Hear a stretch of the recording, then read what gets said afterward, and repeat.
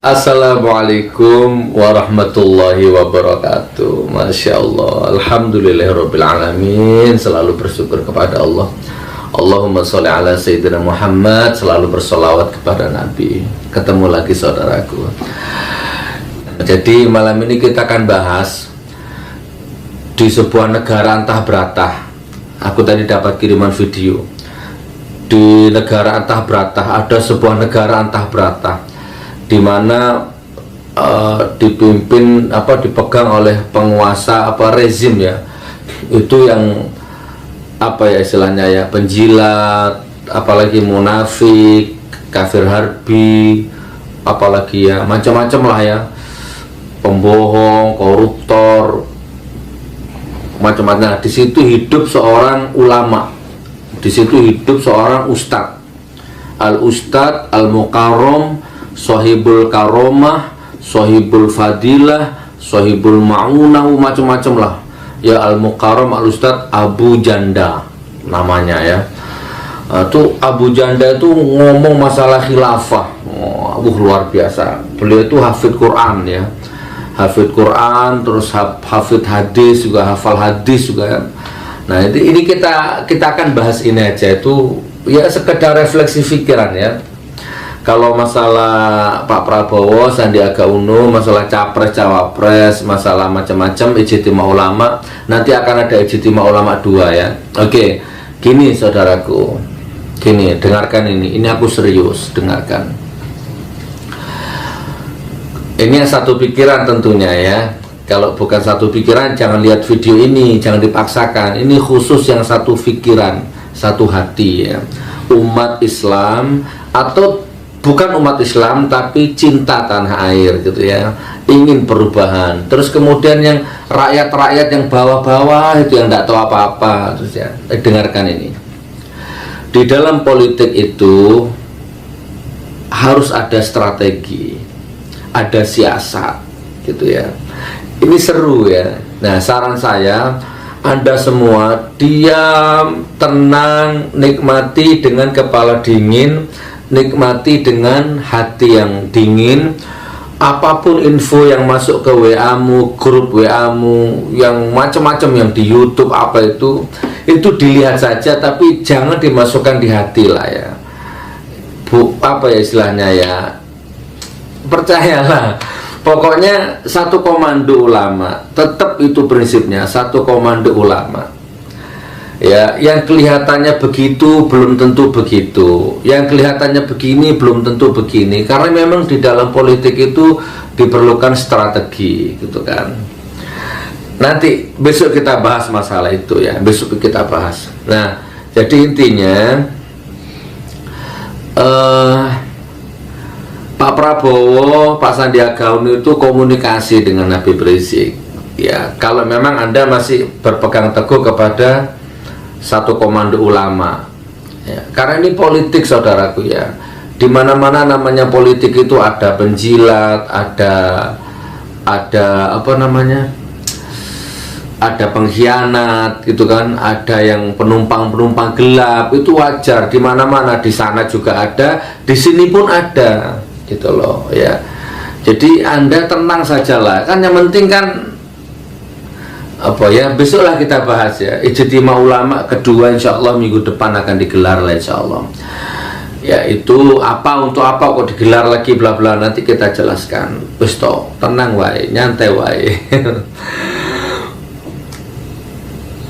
Ya, kita bahas ini aja ya. Kita sekarang anggap aja iklan, jadi nggak usah tegang, nyantai aja ya. Oke, sekarang kita saksikan ceramahnya al-ustadz al-mukarram, sohibul fadilah, sohibul ma'unah, Ustadz Abu Janda ya. Selamat menyaksikan, putar deh. Assalamualaikum warahmatullahi wabarakatuh. Dengan saya Permadi Arya, bahwa Hizbut Tahrir Indonesia HTI adalah ormas terlarang, sama dengan PKI. HTI adalah ormas terlarang, sama dengan PKI. HTI adalah ormas terlarang, sama dengan PKI. Oke, stop. Nah, luar biasa kan? Wah, sip ya. Jadi Ustadz Abu Janda tadi bahas masalah HTI itu adalah organisasi terlarang sebagaimana PKI, ya, terlarang tuh kan, dengan ekspresi sorot mata yang melotot-lotot gitu ya, dengan ekspresi yang kumisnya sampai ikut bergoyang-bergoyang gitu. Masya Allah. Oke, jadi gini, Al-Ustadz Abu Janda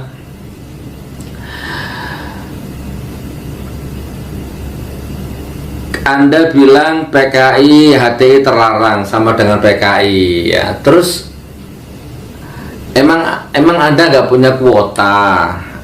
Emang Anda nggak dapat informasinya?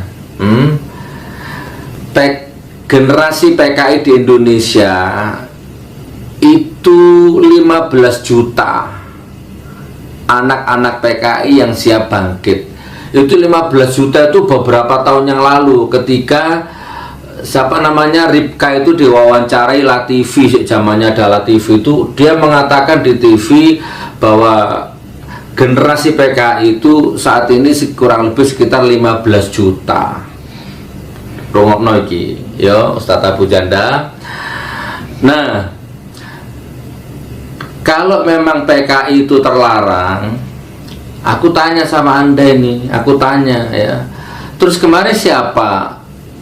Kayaknya ada presiden mana itu yang agak memaksakan kehendak membuka wacana mau minta maaf ke PKI. Itu presiden mana itu kemarin? Itu lupa saya. Satu ya.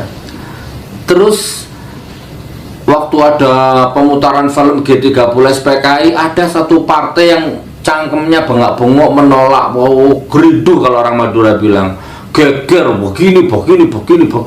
Itu partai apa? Jadi nggak usah lah ngomong-ngomong kamuflase seperti itu ya. Rakyat Indonesia itu sekarang sudah ngerti semua siapa kamu, siapa antum, siapa Anda. Udah tahu semua, udah cerdas semua ya. Kalau toh di YouTube-mu, di Facebook-mu, di Instagram-mu itu ada orang yang memuji-muji dirimu, cobalah tanya sama jiwamu kalau masih punya jiwa. Yang muji-muji kamu itu SDM-nya kayak apa, siapa dia, jangan-jangan cebong, kodok, kata gitu kan, gitu. Sudahlah, nggak usah sok diplomatis, nggak usah sok kayak kayak orang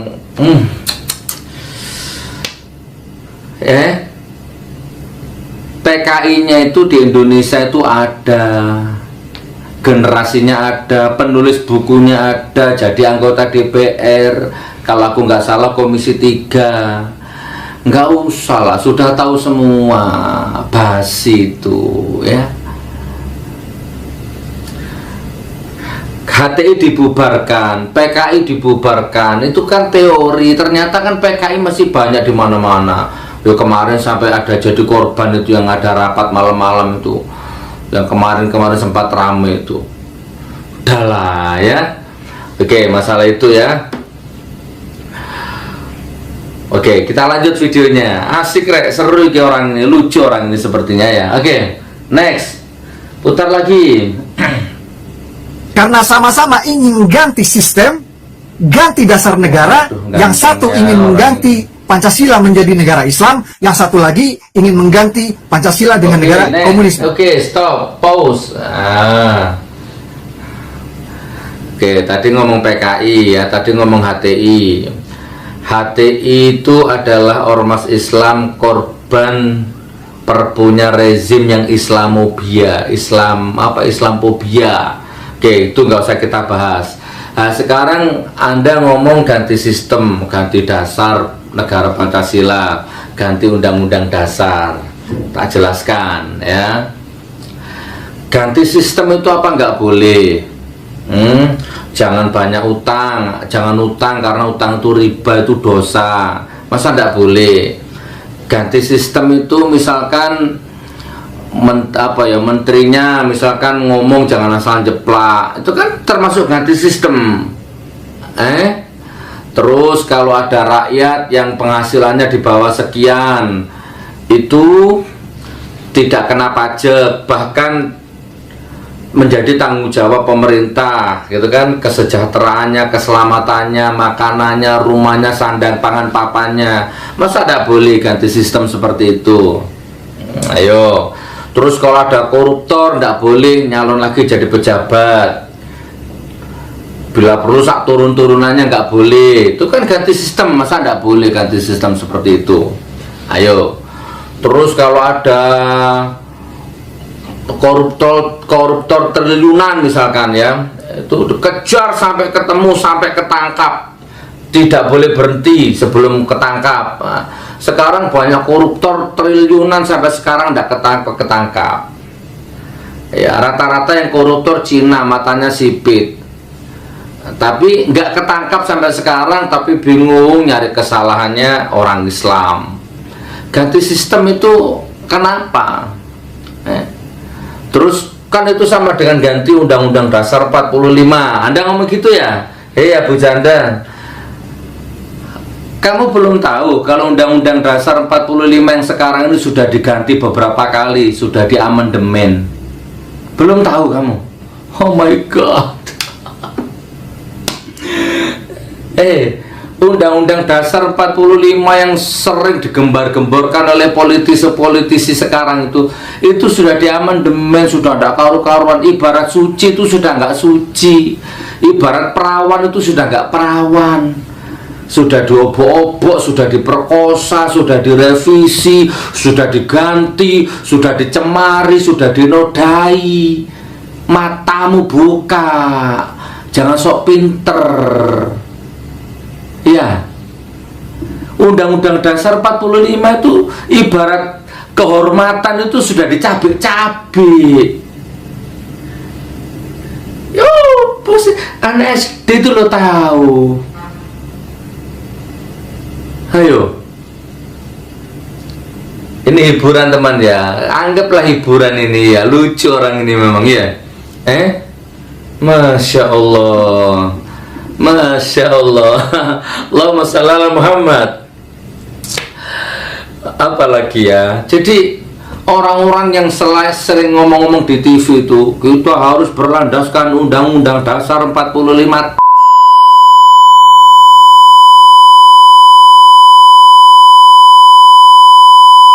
Itu sudah diamandemen, sudah direvisi, sudah tidak karu-karuan, itu sudah dikhianati.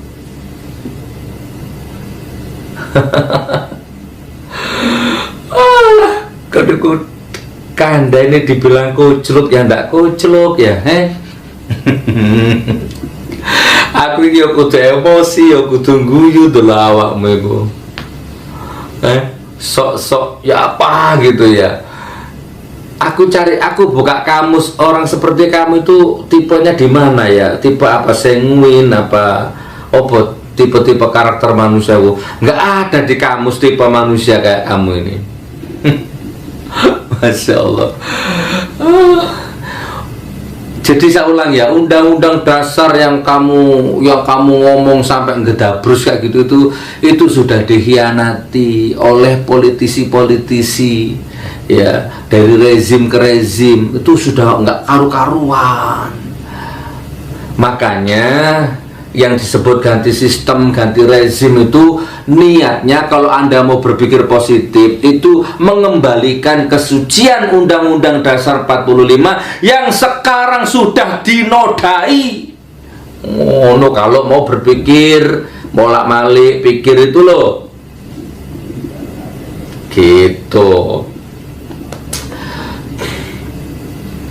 Banyak, nanti saya nggak ingat butir-butirnya, tapi banyaklah. Yang saya ingat yang paling familiar itu apa itu, soal presiden kalau nggak salah. Kalau presiden itu harus pribumi atau apa, terus tiba-tiba ada yang dikurangi itu masalah presiden ya, semacam-macam ya.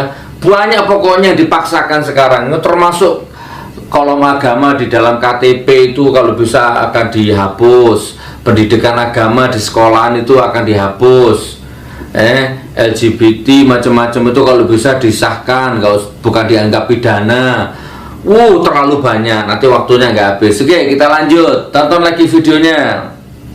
Tidak ada satu ayat pun dalam Al-Quran yang mana Allah Subhanahu wa Ta'ala memerintahkan umat Islam untuk tegakkan khilafah. Tidak ada. Tidak ada satu hadis pun yang mana Rasulullah Muhammad SAW bersabda umat Islam wajib tegakkan khilafah. Tidak ada. Jadi gerakan ganti sistem ini. Stop. Oke. Wah.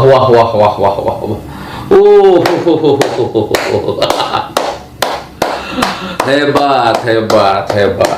Tidak ada satu ayat pun ya yang mewajibkan khilafah, menegakkan khilafah. Tidak ada satu hadis pun yang menegakkan khilafah bla bla bla bla. Sekarang sebelum saya jawab, aku tanya ini. Aku tanya sama Anda ini, Al-Ustadz Abu Janda, aku tanya sama Anda. Tidak ada satu ayat pun. Nah, sekarang saya tanya, memang antum, Anda, ente, kamu, kon, dapuranmu ku apal berapa juz? Aku penasaran, kayak apa iki? Tidak ada satupun ayat di dalam Al-Quran. Aku tanya dulu, kamu hafal berapa juz? Udah nggak usah juz, kamu hafal berapa surat? Udah juz 30 aja. Amma yatasaalun anin naba'il azim. Udah juz itu aja sudah, naba apal. Ada gini aja terlalu panjang. Qul huwallahu ahad. Apal? Apal enggak? Tidak ada satu ayat pun di dalam Al-Quran. Matamu pijak ini, tak culak matamu ini. Lucu anak ini lama-lama ya. Oh, enggak apal. Oh, enggak bisa ngaji, enggak apal Quran kok bisa. Tidak ada satu ayat pun. Tidak ada satu hadis pun. Buka videonya Ustaz Zulkifli ya, buka itu video-video Ustaz Zulkifli, Ustaz akhir zaman tuh loh, beliau pakarnya. Ayat wa idza qala rabbuka lil malaikati inni ja'ilun fil ardi khalifah. Allah berfirman kepada malaikatnya, akan aku ciptakan khalifah di muka bumi, bla bla bla. Tuh, As-Sad ayat 26. Hei Daud, aku jadikan kamu seorang khalifah di muka bumi, maka berikan keputusan yang baik, yang adil kepada manusia. Kurang lebihnya gitu. Buka nanti surat 1 ayat 26. Dan banyak lagi ayat-ayat. Ya, khalifah itu manusia, khilafah itu hukum Islam. Jadi kalau kamu ngomong khilafah terus kamu ngomong itu sesat, itu aliran maneh-aneh. Abu Janda, tak jelaskan ya. Khilafah itu hukum Islam. Khilafah itu kalau disederhanakan itu adalah sistem hukum Islam. Undang-undang pernikahan ya, itu juga khilafah. Ya, undang-undang pernikahan itu loh. Itu semuanya itu namanya khilafah, ya kan? Harus. Terus apa lagi? Ya banyak. Utang piutang, warisan, itu khilafah semua itu. Negara kita ini menganut ketuhanan yang Maha Esa, itu sudah menyakup khilafah itu. Karena otakmu sudah dicuci sama rezim ini, otakmu ya. Sehingga dungunya tuh tingkat dewa, gitu loh. Plus bangga dengan kedunguanmu, berani ngomong lantang sambil melotot-melotot padahal salah semua. Gitu. Negara Indonesia ini sebagian itu juga menganut khilafah, sudah diterapkan khilafah. Ya salah satunya undang-undang pernikahan, undang-undang warisan, ya kan? Apalagi itu khilafah semua itu. Makan duduk, minum duduk, baca doa pakai tangan kanan, itu paling sederhananya itu. Ya, kalau utang sekian, baliknya sekian. Itu kalau lebih itu riba. Itu kan khilafah itu. Ndak. Ini tak jelentreh no macam-macam ini. Nah, makanya Kalau dulu ada HTI menawarkan kepada DPR, ya jangan utang ada bunganya itu riba. Ini loh negara ini kaya raya. Udah negara ini aja dikelola bersama dengan rakyat, mangan nggak mangan harus dinikmati bareng rakyat, nggak usah ngutang macam-macam. Itu kan khilafah, niatnya baik, cuman didramatisir dan memang ada kepentingan politik internasional gitu.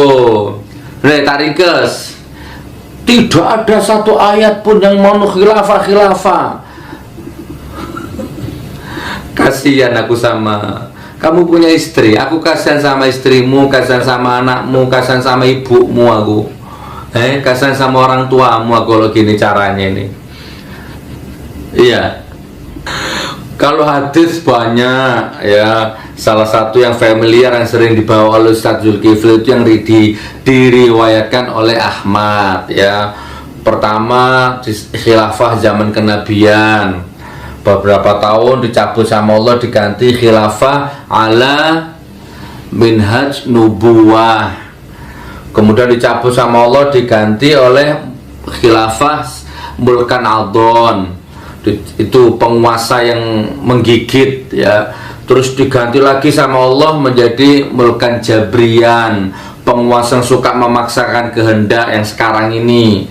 Nah, nanti akan tiba saatnya kembali ke era khilafah ala minhaj nubuwah. Itu hadisnya sahih, diriwayatkan oleh Ahmad ya. Masya Allah. Wes to, ya apa ya? Masya Allah, aku kudu emosi tapi tak gawe santai wes, emosi gimana gitu ya. Oke, saya serius sekarang. Rungono iki, kupingmu iku. Jangan ngomong sesuatu yang kamu nggak paham, atau memang sengaja disetting seperti itu ya untuk mengalihkan isu lah, mengalihkan perhatian atau apa, atau memang sengaja dirimu ini memang ditakdirkan untuk jadi bemper, memang ditakdirkan untuk dibully. Memang saya nggak ngerti ini apa ini. Iya, ngomong HTI disamakan dengan TKI. Ya, HTI-nya dibubarkan aja kamu udah sesat-sesat, padahal PKI-nya sampai sekarang masih berkeliaran, kamu diam. Ya, terus ngomong sistem, padahal sistem yang sekarang ini rusaknya, naudzubillah. Sistem yang sekarang ini rusak, ribawi, apalagi ayo, apa Syiah berkeliaran, LGBT berkeliaran, boleh mantan narapidana boleh mencalonkan diri jadi pejabat, boleh. Banyak bobrok sistem sekarang ini, ojo metu ya. Terus ngomong khilafah ini materi yang berat. Ya bukan makananmu khilafah ini. Kok ngomong khilafah aku kaget. Sudah nonton yakin tidak ada satu ayat pun. Padahal antum ini satu juz saja nggak hafal. Kok bisa ngomong ini ya apa maksudmu? Dah, saya tutup videonya ya biar nggak terlalu panjang. Jadi Anda mempermasalahkan kata-katanya Ustadz Felix yang ganti rezim. Kenapa? Saya juga ngomong ganti rezim mau apa? Karena saya salah satu orang yang melihat rezim ini rezim yang dolim. Anda mau apa? Ganti rezim, ganti presiden lewat cara yang konstitusional, kan gitu ya. Fire. Kalau Anda bikin Jokowi 2 periode aman, dimanapun aman. Tapi kalau giliran kami bikin deklarasi, wah polisinya mencak-mencak, macem-macem lah begini, gembosi macam-macam, nggak apa-apa. Wa qul ja'al haqqu wa zahaqal batilu innal batila kana zahuqan ya. Ganti rezim, ganti sistem dengan cara yang konstitusional, tidak melanggar hukum. Begitu. Oke, kayaknya cukup sampai di sini. Jadi, saudaraku, Sakarepe lah, gimana enaknya nanti kalau ketemu orang ini, ya siapalah enaknya lah ya. Tolong barangkali ada ahli-ahli rukyah, Mbok ya, tolong dirukyah ini orang satu ini, kasihan ya. Oh ya, tak tutup Abu Janda, tanggal 18 aku ngaji di Jakarta di Rumah Rakyat Tebet Dalam. 19 paginya aku di gedung Aula Bung Karno gak salah ya. Nanti tak share anunya, videonya nanti.